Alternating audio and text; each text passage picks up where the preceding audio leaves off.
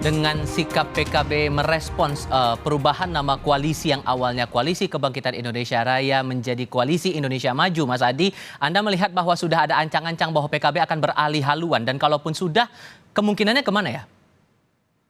Ya, Mas Tipal, sebenarnya sejak semalam itu perdebatannya bukan lagi PKB akan hengkang atau tidak dari kubu koalisi Prabowo Subianto, tapi memang informasinya di kalangan media, di kalangan aktivis, pekerja-kerja politik, itu sudah agak mulai maju, bahwa sudah ada kesepakatan politik antara Nasdem dan PKB, dan memang ini tidak diekspos ya ke publik ya, soal bagaimana keduanya ini sangat mungkin akan berkoalisi di 2024. Bahkan yang menurut saya infonya sangat tepat itu, bahwa akan segera diumumkan koalisi antara Nasdem dan PKB, koalisi antara Anies Baswedan dan Gus Muhaimin dalam hitungan beberapa hari ke depan. Dan itu Termasuk menjadi kunjungan Pak Anies Baswedan ke Jombang itu sudah menguatkan sinyal itu?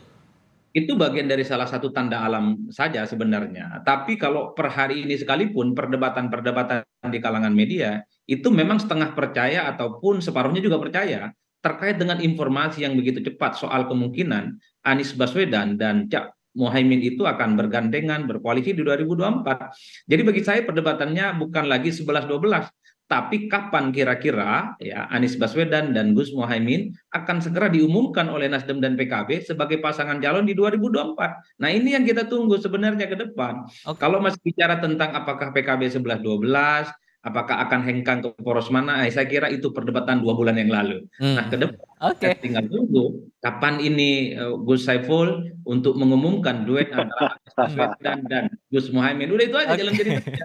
Oke, tapi yang senyum-senyum duluan tadi yang saya perhatikan tuh Bang Saleh nih. Meresponnya gimana tuh kemungkinannya bakal beralih haluan ke PKB ini ke Nasdem? Menguntungkan posisi PAN? Saya cuman senyum atas komentarnya Mas Adi. Mas Adi ini memang agak sedikit lebih maju lah dari kita dalam menafsirkan fenomena politik yang belakangan terjadi. Tetapi kami di Koalisi Indonesia Maju atau di 4 partai dan ditambah PBB ini merasa bahwa kita masih solid lah, insya Allah ya, karena memang niatnya baik. Niat kita sebetulnya bukan hanya sekedar mencari cawapres, tetapi memenangkan pilpres yang akan datang itu. Dari karena itu tentu masih ada cukup waktu untuk memikirkan secara komprehensif dan bersama-sama untuk bagaimana kita mencari pasangan capres dan cawapres yang paling otoritatif untuk memenangkan pertarungan itu. Nah, kalau misalnya ada tafsir-tafsir seperti itu, ya tentu kami di koalisi ini, terutama kami dari Partai Amanat Nasional, merasa bahwa Muhaimin Iskandar atau Caimin itu adalah orang yang sangat komitmen dengan apa yang sudah disepakati bersama. Dan karena itu kami merasa bahwa kebersamaan kami dengan PKB ini akan berlanjut, dan insya Allah perjuangan yang akan kami lakukan ini akan menghasilkan hasil yang terbaik, bukan hanya untuk seluruh anggota koalisi ini dari partai-partai yang ada, Tapi tetapi untuk bukankah ini akan menguntungkan posisi Partai Amanat Nasional juga yang mengusung nama Pak Erick Thohir untuk maju sebagai bakal cawapres pasangannya Pak Prabowo? jadi kalau kami di PAN itu tetap menghormati semua usulan cawapres yang ada. Jadi kalaupun misalnya kami mendorong Erick Thohir, bukan berarti kami tidak berbicara ataupun meminta pendapat dan argumen dari partai-partai lain. Kami juga menghormati andai kata misalnya Partai Golkar mendorong misalnya Erlangga untuk berpasangan dengan Pak Prabowo. Dan tentu apalagi dengan Muhaimin Iskandar. Caimin ini kan orang yang sudah sangat mumpuni lah, orang yang sangat senior di politik ya. Dan karena itu tentu kita sangat menghormati itu. Namun demikian tentu karena masih ada waktu, kita masih cukup waktu untuk mencari yang terbaik dari semua yang ada ini. Mestinya dengan adanya cawapres-cawapres yang sangat banyak di kubu kita ini, itu sebetulnya keuntungan, bukan malah dipertentangkan. Keuntungannya apa? Keuntungannya adalah kita punya calon yang bisa kita pilih salah satunya untuk menangkan pertarungan itu. Tentu dengan analisis SWOT yang bagus, apa kelemahannya, Oke, apa keuntungannya, kelebihannya di mana, dan seterusnya. baik. Dibandingkan misalnya nanti kita mencoba merumuskan misalnya cawapres-cawapres lain yang belum Baik. tentu sesuai dengan agenda yang sudah kita tetapkan sebelumnya. Oke, ada prediksi dari Mas Adi nih, Pak Saiful. Kayaknya PKB bakal ngarah ke Nasdem. Beneran begitu? Ya, kita belum rapat DPP, saya tidak ingin mendahului rapat DPP menyangkut soal keputusan baru dari Pak Prabowo untuk penggantian nama dari KKIR menjadi Koalisi Indonesia Maju. Kita tunggu saja. Semoga sehari 2 hari ini sudah ada keputusan menyangkut soal keberadaan PKB dengan koalisi baru yang kemarin diumumkan oleh Pak Prabowo. Tapi kemudian Pak Anies Baswedan datang ke Jombang bahkan bertemu dengan ibunya Pak Muhaimin Iskandar, itu bukankah sebuah pertanda bahwa ya arahnya PKB bakal bergabung dengan koalisi perubahan? Tanya Mas Anies, karena benar-benar kita nggak tahu itu agendanya Mas Anies. Dan tadi seperti saya sampaikan, saya kontak sama Gus Salam. Kebetulan Gus saya kebetulan alumni Denanyar. Saya tanya, Gus, jadi kapan tuh Mas Anies ada agenda ke sana? Disampaikan sama Gus Salam sudah 2 minggu yang lalu. Ya gitu. Jadi, Oke. Kalau menurut Anda Mas Adi, mungkinkah Anies Baswedan bakal dipasangkan dengan nama Muhaimin Iskandar? Ya sangat mungkin Mas, saya termasuk yang 100% harus yakin kok ini bisa akan landing barang untuk duet di 2024. Karena satu-satunya yang paling mungkin bisa menerima Gus Muhaimin dengan portofolio politiknya saat ini, dan bagi saya ini ketemu jodohnya ya Nasdem dan Anies Baswedan, maka tinggal menunggu waktu kapan akan segera diumumkan. Kan kita tahu sejak awal bahwa Nasdem itu menginginkan cawapres dari kalangan Nahdliyin, bahwa Viva kelihatan relatif menolak misalnya. Ya ini relatif menolak. Sebenarnya keduanya mau sih, cuman karena partai koalisinya aja yang nolak. Demokrat khususnya. Nah, kalau Gus Muhaimin dengan PKB datang, sulit bagi Demokrat untuk nolak ini. Makanya saya bilang di berbagai kesempatan mulai hari ini, bahwa ketika ada informasi, isu yang mengatakan soal duet antara Anies dan Caimin, saya kira akan sangat memungkinkan. Sepertinya doa-doa dari teman-teman Nasdem dan Anies Baswedan itu dipenuhi, karena sudah mulai ketemu jodohnya.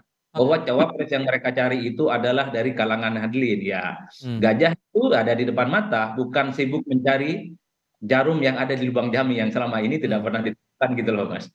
Oleh karena itu saya cukup yakin lah dengan soal kemungkinan-kemungkinan itu. Tapi kalau kita bicara tentang nuansa politik yang lain, sebelum ada janur kuning melengkung, sebelum ada pendaftaran resmi ke KPU, maka apapun masih sangat mungkin bisa terjadi.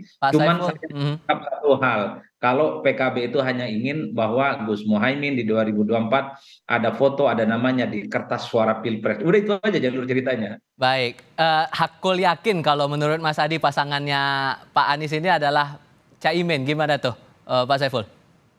Ya prediksi itu saya kira bisa kita pahami Mas Adi, prediksi-prediksi yang disampaikan oleh Mas Adi. Kita lihat saja, karena kami belum melakukan rapat DPP menyangkut soal keputusan ini. Jadi per hari ini kita mauquf, jadi berhenti sebentar untuk bergerak.